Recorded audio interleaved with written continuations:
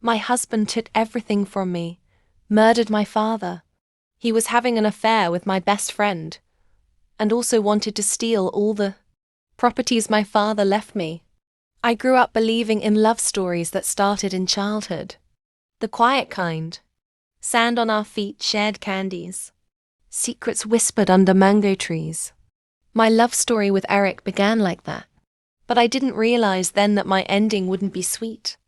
I was used to luxury. The only child of one of New York's most respected business moguls. My future was planned. Kipchu Holdings was waiting, and I had been groomed to lead it.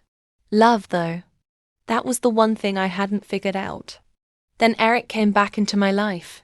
I saw him at a small bakery I liked to visit when I needed a break. He looked the same. Still had that smile.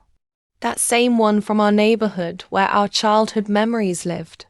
I remembered lake picnics, quiet glances after church, and the silly moment I never told anyone about.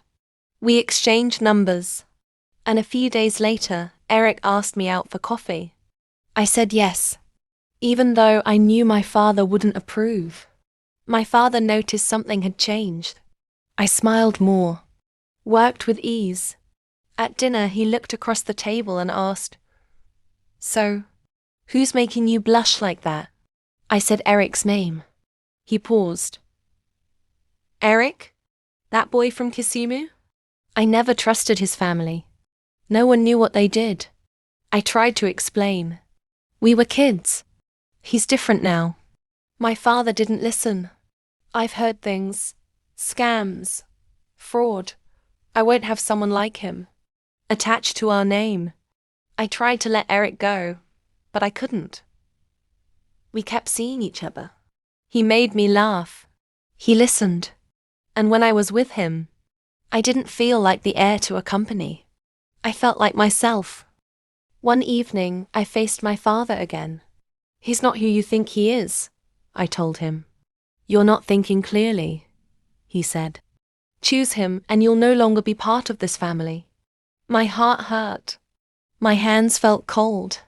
"You're being unfair," I said. "Then call me unfair," he replied.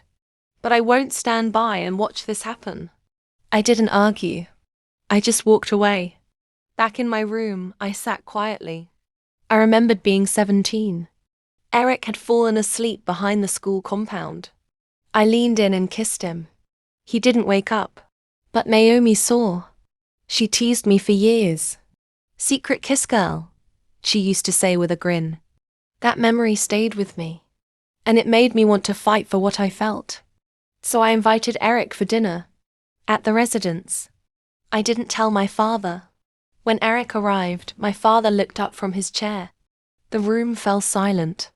I spoke first. "Daddy, Eric is my future husband. You'll have to accept that." My father didn't yell. He simply got up, walked to a drawer, and pulled out his checkbook. He handed Eric a blank check. "Take what you want. Just leave my daughter." Eric didn't even glance at the check. He passed it back. "I don't want your money," he said. "I love Rachel. That's all." My father sank to his knees. His voice cracked. "She's my only child. Don't take her from me." I didn't speak. I just stood there, torn between love and guilt. Later that night, Eric and I walked around the lake. It was quiet. I stopped. "Eric, maybe we should take a break." He turned to me. "Is that what you want?" I shook my head. "No, but my father. I don't know if he'll ever forgive me." Eric reached out, touched my face softly. "Don't decide tonight. Sleep on it. I'll wait." I nodded, wiping my eyes. The next day, I asked Eric to take a break from our relationship because my father didn't approve. But fate had other plans. My father died in a car accident on a rainy day.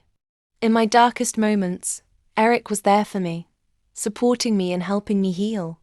He even quit his job to care for me, refusing to use my money and instead paying me back for any gifts I gave him. Father was wrong after all.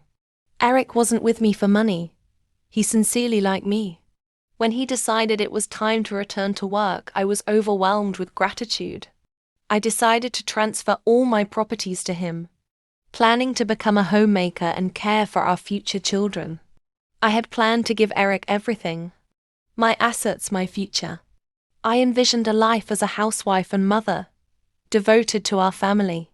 The papers were almost signed, but I had to leave for an urgent trip abroad.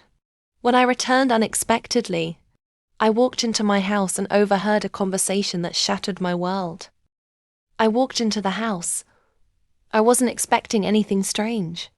But then I heard voices raised, sharp. They were coming from the living room. I stopped at the edge of the doorway, quiet. Eric was standing there, arguing with Naomi. Naomi, my friend. Someone I trusted. Her voice was tight. I'm tired of waiting, Eric. I'm pregnant. I'm not giving birth while you're still pretending to be her husband. End it now. Eric didn't panic. His tone stayed calm, like he'd practiced this. Just a little longer. Rachel will sign the papers. Everything will fall into place. Then Naomi said it. You'd better hurry. If Rachel finds out we messed with her father's car, if she learns we caused that accident, it's over. Something in me stopped. I was behind the staircase. They didn't see me, but I saw them, and I heard every word. I didn't cry.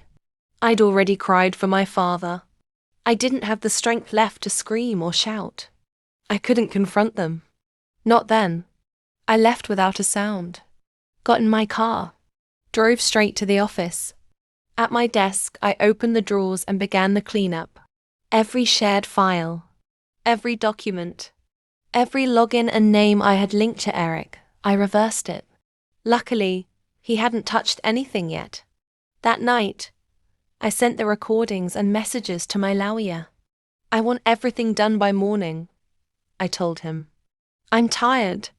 Morning came. I barely slept. I walked into the sitting room. Naomi stood near the window, arms crossed. Eric was sipping coffee like it was a normal day. I thought you were heading to the office, Eric said. I was, I told him. But I needed to drop something off. I placed the folder on the table. Divorce papers. Naomi scoffed. Seriously? Yes, I said, watching her expression change. I thought you liked Eric, she said. I did. But I can change my mind if you're unhappy with that. She grabbed the papers before Eric could move. He looked at me, panic in his voice. Why are you doing this? I gave you both everything. But you wanted more. You forgot what I came from. I inherited an empire, not just wealth. And my father didn't raise me to be careless. Eric tried to speak. Rachel. He stepped forward, reaching for me. Then came the knock. The door opened. Police walked in. No questions asked. Naomi turned pale. Eric froze. Charges were read. Fraud. Conspiracy. Suspicion around my father's death. They didn't look at me. I didn't say a word. I just stood and watched them leave. Watched them disappear from the life they tried to steal. Just a favor to ask, if you have enjoyed this, check that you have liked the video and subscribed. A like means support.